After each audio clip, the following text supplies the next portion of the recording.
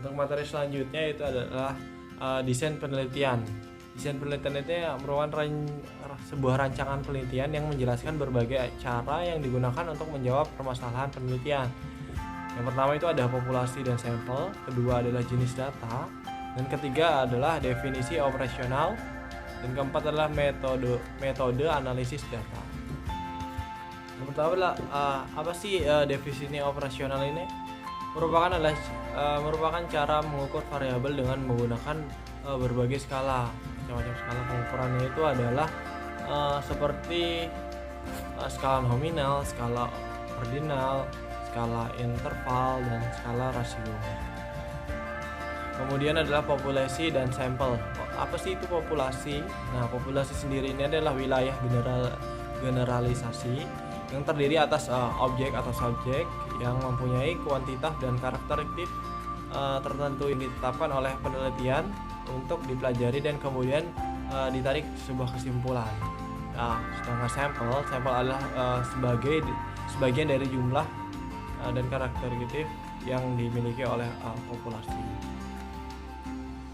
Nah, teknik sampling ini merupakan teknik pengambilan sampel secara skematis yang teknik sampling ini terdiri dari dua bagian, yaitu adalah probability sampling dan non probability sampling. Apa aja sih probability sampling ini? Nah, probability sampling ini merupakan teknik sampling yang memberikan peluang yang sama bagi setiap unsur atau anggota populasi untuk dipilih menjadi anggota sampel. Ada beberapa probability sampling, yaitu sampling random sampling, simple random sampling merupakan adalah sampling yang terjadi karena pengambilan sampel ini anggota populasi dilakukan secara acak tanpa memperhatikan skala yang ada di dalam populasi tersebut. Nah, kemudian ada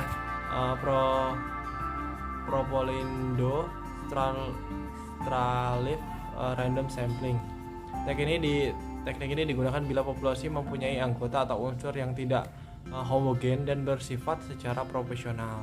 Cluster sampling atau area sampling merupakan teknik untuk menentukan sampel bila objek yang akan diteliti ini sumber data sangat luas. Kemudian untuk non probability sampling itu ada beberapa macamnya, seperti sampling sistematis yang merupakan sampling teknik penentuan sampling ini berdasarkan urutan dari anggota populasi yang telah diberi nomor urut. Nah, kemudian ada sampling kuota. Sampling kuota ini apa nih? Teknik untuk menentukan sampel dari populasi yang mempunyai ciri-ciri tertentu sampai jumlah. Nah, kemudian yang ketiga adalah sampling aksidental yang merupakan teknik menentukan sampel berdasarkan kebetulan, yaitu siapa saja yang secara kebetulan bertemu dengan peneliti dapat digunakan sebagai bahan sampel. Bila orang tersebut kebetulan ditemui mencocok sebagai sumber data.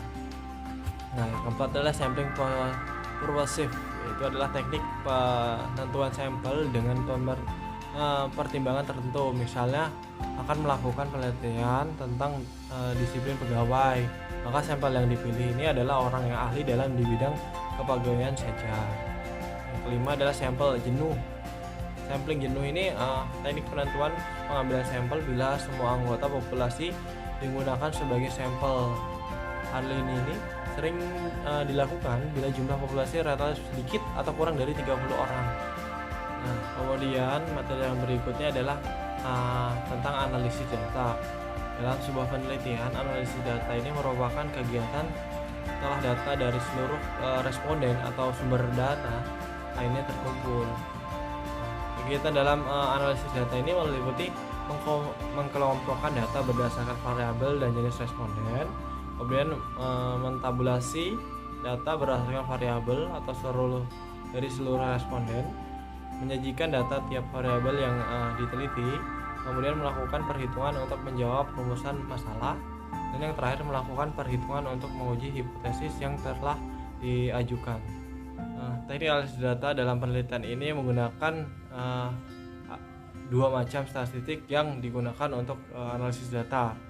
Yang pertama adalah statistik deskriptif dan statistik inferensial. Statistik deskriptif ini apa sih?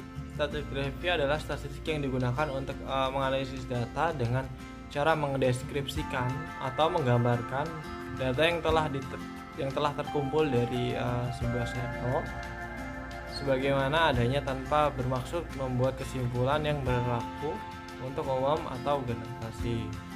Statistik inferensial ini sering digunakan atau sering disebut juga statistik induktif atau statistik probabilitas, yang merupakan teknik statistik yang digunakan untuk menganalisis data sampel dan hasilnya dilakukan untuk populasi.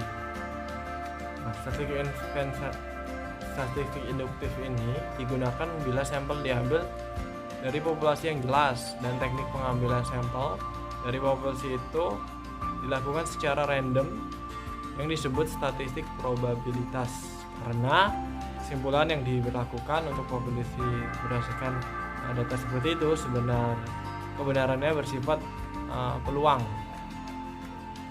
Suatu kesimpulan dari data sampel yang dilakukan untuk populasi itu mempunyai peluang kesalahan dan kebenaran yang dinyatakan dalam bentuk persentase. Metode penelitian atau analisis data ini memiliki statistik parametris dan statistik non parametris. Apa sih statistik parametris ini? Statistik yang digunakan untuk menganalisis data interval dan rasio. Sedangkan statistik non parametris statistik yang digunakan untuk menganalisis data nominal dan kardinal.